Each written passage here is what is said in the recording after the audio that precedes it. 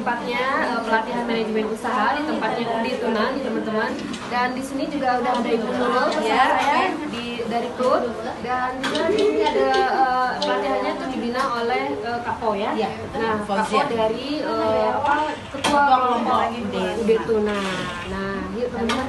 Ini sekarang sedang bikin apa nih? Abon ikan.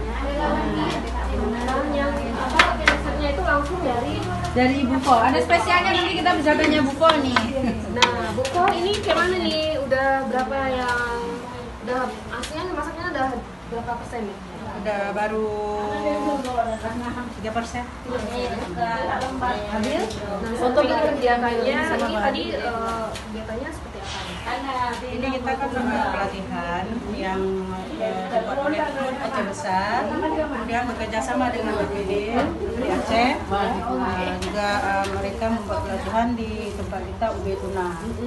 Jadi pelatihan olahan ikan kita ambil karena hanya satu hari, kita ambil dua pelatihan, yaitu membuat ikan.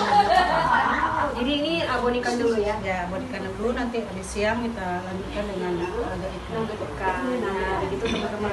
Teman-teman nanti bisa ikut pelatihan selanjutnya ya teman-teman. Kita kan Ibu Nurul ya, dan saya bisa lihat bahwa kegiatannya seperti ini teman-teman. Teman-teman bisa ikuti pelatihan selanjutnya di channel YouTube Cunre, jangan lupa subscribe, dan informasi selanjutnya di kapaltsunami.com.